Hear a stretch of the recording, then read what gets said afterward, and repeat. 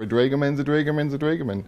No matter where we are, we all have that sense of camaraderie and brother and sisterhood, and it's the same all over the world.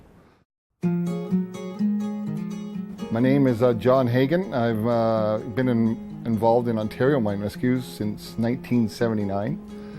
I was active for 9 years, and then I became a mine rescue officer up in the Red Lake District in 1987, and then transferred to Sudbury in 94. I met John first, was in mine rescue. He was the technician at a competition. He was the technician for all of Ontario. I was responsible to train quite a few mines up in northwest Ontario, and then I became the Onaping mine rescue officer in the early 2000s. Mine rescue is a close community, so you meet a lot of people. The Boutet family out in Onaping, I trained the son, Aaron. Jim Lundrigan, he was my team captain before I became a captain at mine rescue. You know, Brian Wilson and Justin Wilson. Do you remember?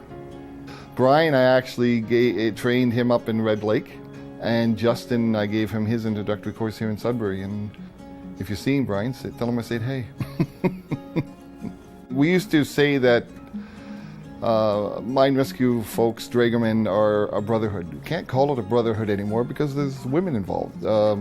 Simone Hensher, she's someone that I've trained at Glencore. I've trained a lot of women. So it's not a brotherhood, it's just a family. He's trained lots. It's, I imagine, hundreds.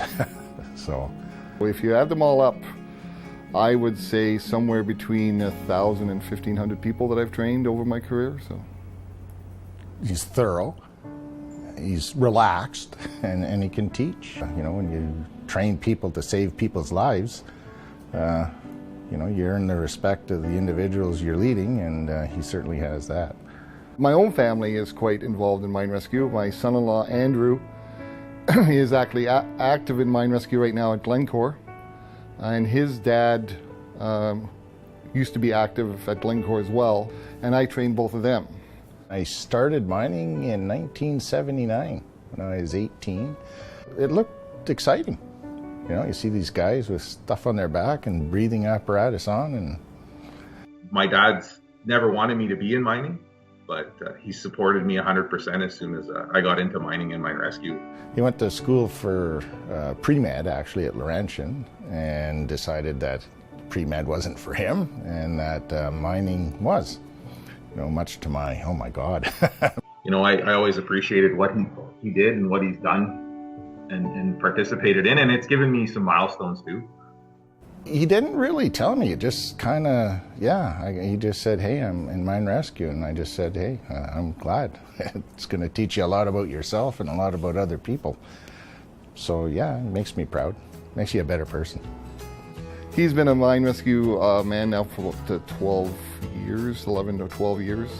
He's a good guy. He's actually the captain of the Glencore team right now. So I was actually visiting the mine, working, going to work on the equipment that needed to be serviced, and he saw me and he ran up the hill to talk to me, and I said, he said, I have something to ask you. And I said, what is it? He said, can I have your daughter's hand in marriage? And I actually started laughing. Well, we've been talking about getting married, so I kind of knew it was coming, but I didn't know that he was going to ask my dad first, or the fact that my dad laughed at him. I didn't know that until after. I kind of kept that hidden, a little embarrassed. Walked up to him at work. I would like to ask for permission to marry your daughter, and my father-in-law burst out in laughter. They met in high school, I believe it was. And the first time I met Katie they were 16. And then I met John, through mine rescue. My dad, he says, you know who her dad is? No. He says, well, I do, and he's my boss, so don't mess up. It was at the wedding where I had to, hey, John, like, hey, our kids are married now, because, we're like dad and mom kind of stuff, so it was kind of funny. I've been around mine rescue growing up with my father and got a bit of his experiences, and Katie's been comfortable with it her entire life. So anytime anything's really happened underground, she's the first to know, either through me or through her dad.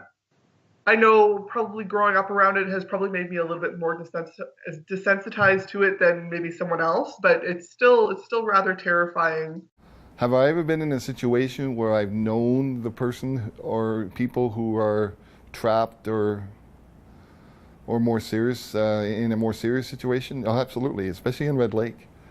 Like I said, everybody knew everybody, and I knew everybody else, and they knew me. And did that change anything? No. You still had a job to do, and you went and did it, no matter what.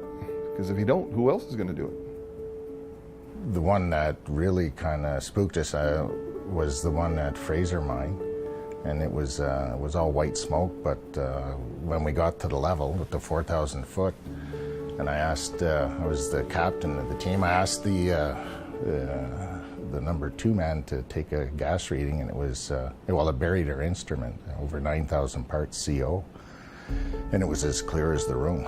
So you see a lot of guys tighten their masks, because suddenly it's, this is serious. But John, I remember him saying, no heroics.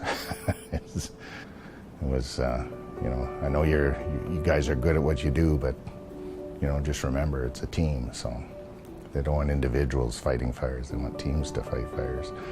I know the guys, like my dad is so meticulous when it comes to mine rescue that I know that the men that he trains are going to be the best that they can be because he's trained them so well, and he's so meticulous in making sure that they know their stuff. I can second that. Having John as a trainer has been a blessing, a curse sometimes. I wasn't given any leeway being his son-in-law. As far as the procedures and the way you work with people, not a whole lot has changed, but certainly equipment has changed since I started even. Over my shoulder here is the BG-174 that I actually started on in 1979. This brings back memories. Yeah, fill the canister. See, there's the alarm. Gas detection has come a long way. We used to use flame lamps and the Dräger squeeze tubes. I mean, mines now in Ontario probably lead the industry when it comes to safety statistics. Actually, we're looked upon now as, the go-to industry. It takes a special type of person to be a Drägerman. While other people are trying to get out of the mines, mine rescuers are trying to get in to rescue people or to put out a fire. I think that's what makes us close. We know we have each other's backs, and we know that we can rely on each other. We're a big team, basically. It's a club. There's no doubt about it. Mine rescue is always a really family-friendly and family-oriented thing, and I'm really happy to be in it. I think I'm retired now, July 1st, and people have asked me, do you miss it? Do you miss the training? Do you miss being there? The only thing I miss is the people. And I still have most of my people in the contacts of my cell phone, so I'm hoping that I don't lose touch. They're quality people, and there's a special bond between the mine rescue officer and their recruits, and it doesn't go away. It never goes away.